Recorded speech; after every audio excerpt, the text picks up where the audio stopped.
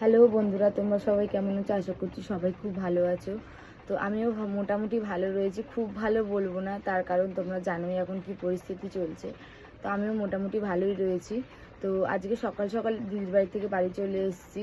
তো কালকে গেছিলাম দিদির ননদদের বাড়ি। তো ওখানকার ঘটনা তোমাদের সাথে তো আর শেয়ার করার মতোই না। ওখানকার ঘটনা বলতে কি আর ঘটনা, যার পরিবারে এরকম একটা ঘটনা ঘটে তারা কতটা কি কিরকম কি থাকতে পারে সেটা নিশ্চয়ই যাদের পরিবারে তোমাদের ঘটেছে তারা নিশ্চয়ই খুব ভালো মতো করেই জানো যে এই সময় কি হতে পারে। তো ভাগ্নি তো পুরোপুরি একদম ভেঙে পড়েছে, আর দিদিও সেরকমই অবস্থা, দিদিও খুব ভেঙে পড়েছে। ভাগ্নি মানে জামাইবাবুর ভাগ্নি হয়, তার মানে আমারও ভাগ্নি হয়। আর দিদির জামাইবাবুর যেহেতু দিদি হয় তাই জন্য আমারও দিদি হবে। তো ওদেরকে আমি সেই থ্রুতে আর কি ভাগ্নি আর দিদি বলছি। তো ভাগ্নিও খুব ভেঙে পড়েছে, দিদিও খুবভাবে ভেঙে পড়েছে। তো যেই রকমভাবে সান্ত্বনা দেওয়া সেরকমভাবে আর কি সান্ত্বনা দিলাম। কিন্তু দেখুন, যার পরিবারে এরকম ঘটে তাদেরকে আমরা সেই সান্ত্বনা দিলে থোড়ি না তারা সেই সান্ত্বনা নিয়ে থাকবে, এরকম একটা ব্যাপার। তো আমরা হয়তো সেরকমভাবে সান্ত্বনা দিচ্ছি তাদের মধ্যে গিয়ে, সেইভাবে মানে তাদেরকে আর কি সান্ত্বনা দেওয়ার চেষ্টা করছি, কিন্তু সেইটুকুনি টাইম, কিন্তু বাদবাকি টাইম তো আবার সেই রকমই হয়ে যাচ্ছে। তো ভেবেছিলাম কালকেই বিকালেই বাড়ি চলে আসবো, কিন্তু ওখান থেকে আসার পর মানে ওখানে গেলেই না দিদি জামাইবাবু খুব ভাবেই ভেঙে পড়ছে, যেহেতু এরকম একটা জলজান্ত মানুষ আমাদের মধ্যে আর আজকে নেই। তো দিদি জামাইবাবু কোনোভাবেই সেটা মানতে পারছে না। তো ওখানে গেছি, ওখানে গিয়েও সেই জামাইবাবুর খুব কান্না, দিদিরও খুব কান্না। আর ভাগ্নির কথা কি বলবো, ওইটুকুনি বাচ্চা মেয়ে যে মানে জামাইবাবুও ওনাকে খুব ভালোবাসতো, ওখানে গিয়ে অজস্র ঝড়ে কান্না, মানে সেই ওকে থামানো যাচ্ছে না, এত কাঁদছে ভাগ্নি। তো কোন রকমভাবে আর কি ওখানে গিয়ে ওকে কান্নাকাটি বন্ধ করানো হলো। তো খুব ভালোবাসতো আর কি, সেই ভালোবাসাটা খুব কাছ থেকে ওকে ভালোবাসতো, সেই জন্যই কেউ যখন কাউকে খুব কাছ থেকে ভালোবাসে তখনই তার জন্য চোখ থেকে জল পড়ে। তো ওখান থেকে ভেবেছিলাম বাড়ি চলে আসবো। তো দিদি জামাইবাবু ওখানে গিয়ে এত পরিমাণ ভেঙে পড়েছে যে সেইখানটা ছেড়ে আমরা আর আসতে পারিনি। তো দেখুন, বাড়ি তো আসতেই হবে, তার কারণ হচ্ছে বুবাইয়েরও কাজ আছে, আমারও সংসারে নানান রকমের কাজ আছে। তো ভেবেছিলাম চলে আসবো, কিন্তু জামাইবাবু আর আমাদেরকে আসতে দিল না।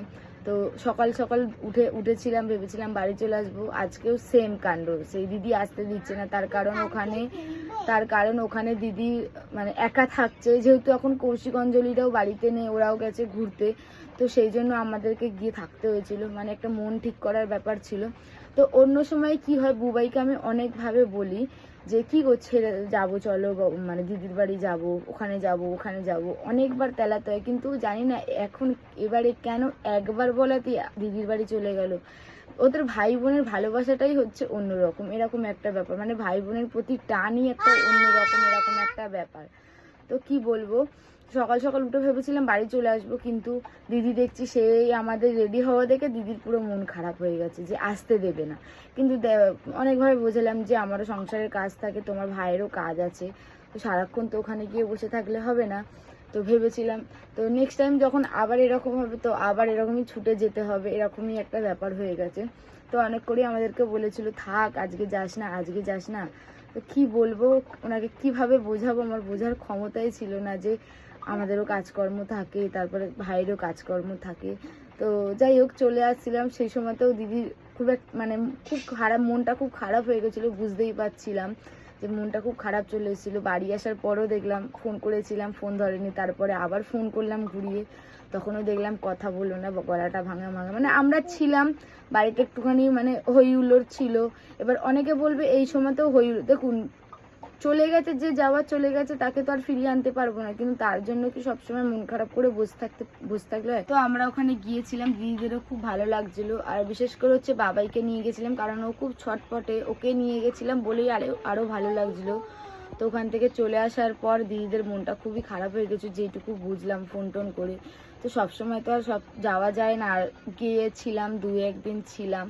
তো ভেবেছিলাম পরের দিনও চলে আসবো, কিন্তু যেহেতু নিয়ম কানুন কিছু ছিল তার জন্যই আসতে পারিনি। আর কিছু মানুষ বলছে যে এগুলো তোমরা কেন, এগুলো সবাই করে, দেখুন সবাই করে বুঝলাম, কিন্তু এখন আর কজন করে। তো আমরাও জানতাম না যে এরকম নিয়ম কানুন আছে। তো আমরাও ওখানে গিয়ে দিদিদের থেকেই জানতে পারলাম যে দেখ, এসেছিস যখন, এরকম এরকম কিছু নিয়ম কানুন আছে। তো আমরা ছোট মানুষ, আমাদের সাথে এরকম কখনো ঘটেনি যে আমরা সেখানে গিয়ে সেই নিয়ম কানুনগুলো পালন করব। তো আমিও জানতাম না, দিদি আমাদেরকে শেখালো যে এই করতে হয়। তারপর থেকে ভাবলাম যে হ্যাঁ, তাহলে তো আমাকেও কিছু একটা করতে হবে, কারণ আজ ওনার পরিবারে ঘটেছে, কাল তো আমার পরিবারেও কারোর ঘটতে পারে। তো এই ভেবেই যাওয়া ওখানে, তো এইভাবেই কালকে আমি আর আসতে পারিনি। তো আজকে সকাল সকাল উঠে চলে এসেছি। তো ফোন টোন করেছিলাম দিদিকে, জানি মনটা খুবই খারাপ হয়ে গেছে, কিন্তু কিছু তো করার নেই।